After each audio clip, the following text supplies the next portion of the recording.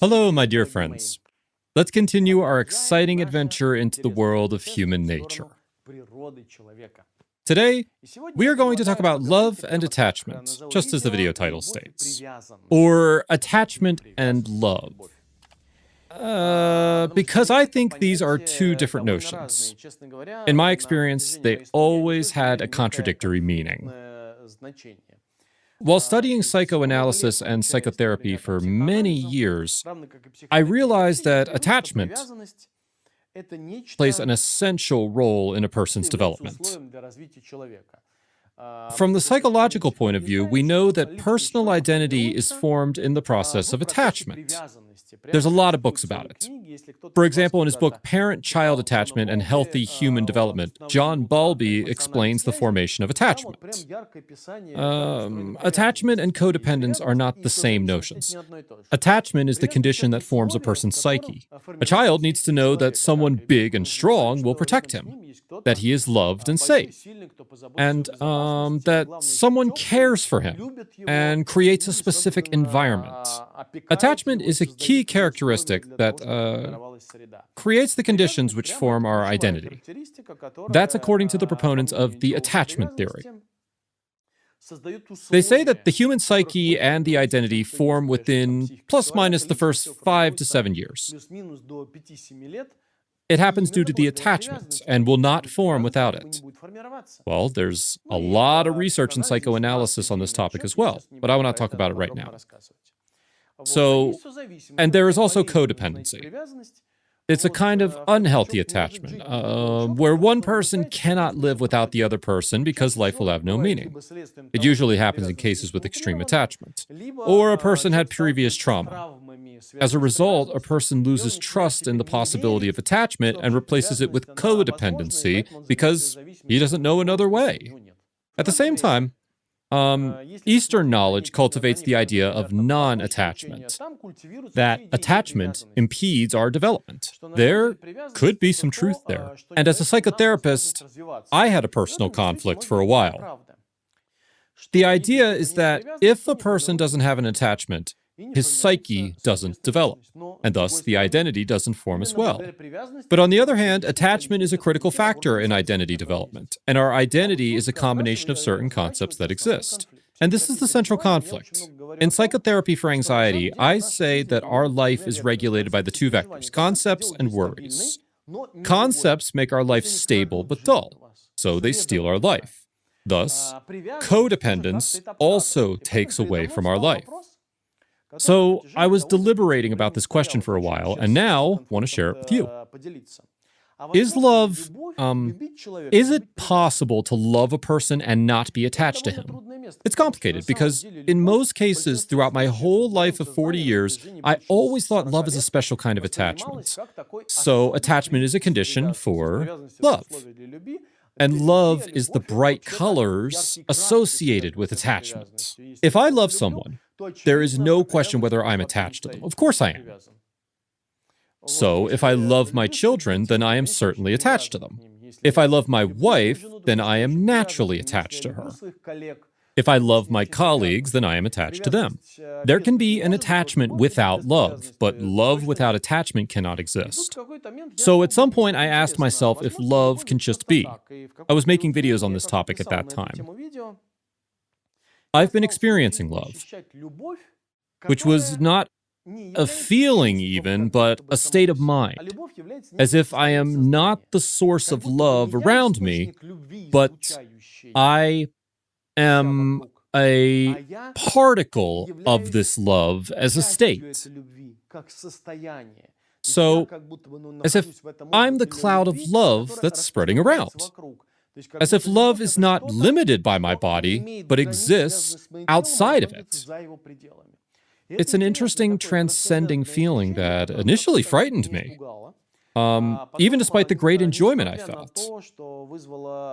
I didn't want to let go of this feeling for a long time. It was so wonderful. Then it disappeared on its own, and then came back again. Now I can partially control it. So I asked myself, is it possible to love and not be attached? It's fascinating. I began analyzing my relationships. Up to this point, love and attachment came hand in hand. I've realized that I had terrible breakups with people I loved and had a strong attachment to. And I still have good relationships with the people I loved, but didn't expect anything back and had no attachment. It happened with my colleagues, partners, the academy team that I was creating for over 20 years. The element of attachment with the closest people created many traumatic experiences. In some ways, the attachment was unbearable for the relationship, or created obstacles and led to disappointments. So I would say that there was a space for a concept. The attachment provides lush soil for all kinds of concepts. On the one hand, it gives stability because love doesn't promise it. The love I'm talking about is not stable. It's here now, and it's gone tomorrow. I talk from my experience. I don't know about you. And love based on attachment is solid. If you love this person today, you will love them tomorrow. So, it has room for jealousy, envy, competition, and fear to love another person. And it has all the signs of, despite the fact it is distressing to us, it means that a concept controls your life. So the question is, can love exist without attachment? I found out quite a few exciting things through my observations of my youngest daughter. We're very close. We have a strong connection since she was 2. And we've become closer since then. I care a lot about her. We spend a lot of time together. I teach her to ride a bike. I showed her how to make a fire. I help her brush her teeth in the morning. In the evening, she goes to bed with me. We watch a movie together. I make her breakfast in the mornings and so forth. Our relationship is quite close. But I've noticed one peculiar thing that helped me see the difference between attachment and love. I realized a massive difference at some point. We moved and now live in the suburbs. There was one interesting event. I was teaching my daughter how to ride a bike, and everything was great. Then, at some point, she fell. And the first thing she did was called her mommy. I was right there. So I ran to her because she was hurt. But she pushed me away and kept calling for mommy. In one old Soviet movie about Sterlitz, 17 Moments of Spring, there was a moment where an agent, a radio operator, Catherine Kin, was pregnant. And there was a fear that she would start screaming and calling for mom in Russian during labor because she won't control herself and speak German due to pain. And that is precisely what happened, by the way.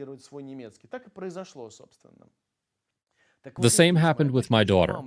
She was calling for mommy. And I was thinking, but what about me? But I am better than a puppy is an idiomatic phrase from the cartoon Carlson on the Roof. There was a moment when the little boy wished for the puppy, and Carlson was shocked and said, little boy, but what about me? I'm better than a puppy. I felt the same way, but what about me? I was thinking, but Milana, we have such a tight bond. I felt hurt, and I felt less love, you know? The level of love decreased. The voice inside me was saying, well, then let your mommy cook for you. Watch cartoons with you. Tuck you in at night. Teach you how to ride a bike. Mom does it anyway, as she is very caring. But I was just jealous. So I thought about the first time, if it was real love. If love bound with attachment is the only love I learned to feel, and I felt that it wasn't so, that our bond didn't weaken, and that my love didn't diminish. And I am sure that my daughter's love didn't lessen as well. And this is the most important thing, to love without attachment. Are you familiar with this experience? It's quite interesting.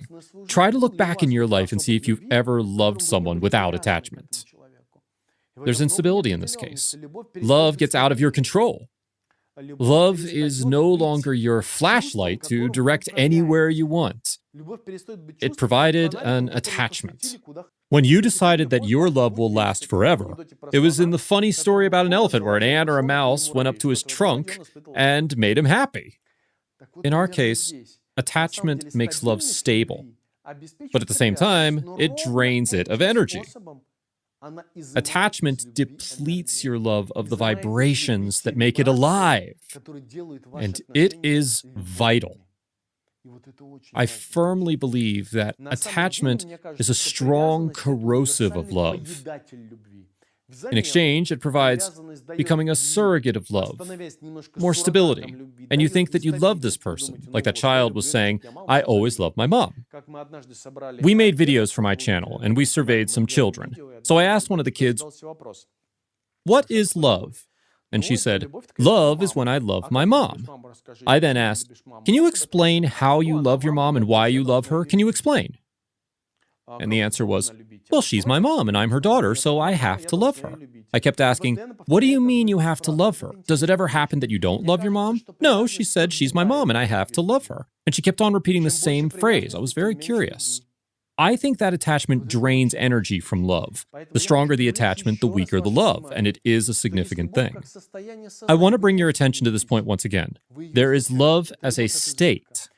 So you are in it and are in love. You radiate it. It's love from its excess.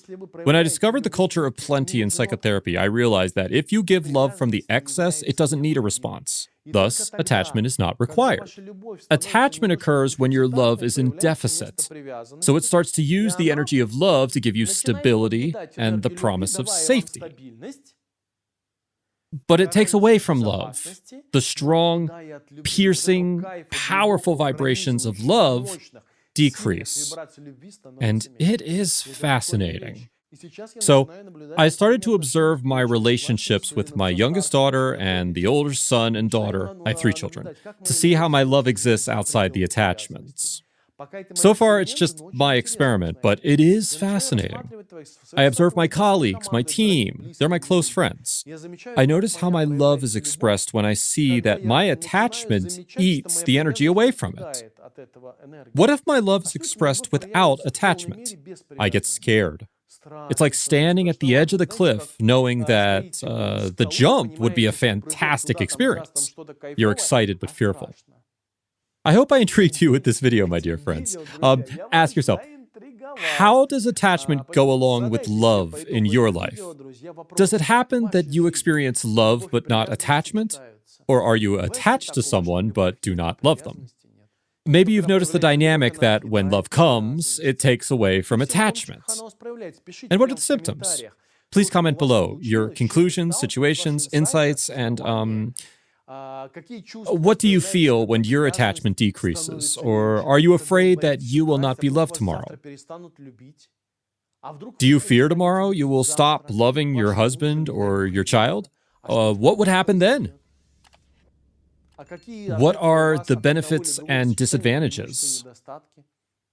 Please go ahead and describe your experiences in the comment section below so we can have a psychotherapy discussion right there. My name is Igor Pagadin. I will see you soon on our channel. Lots of appreciation and love. Thank you for watching. Bye.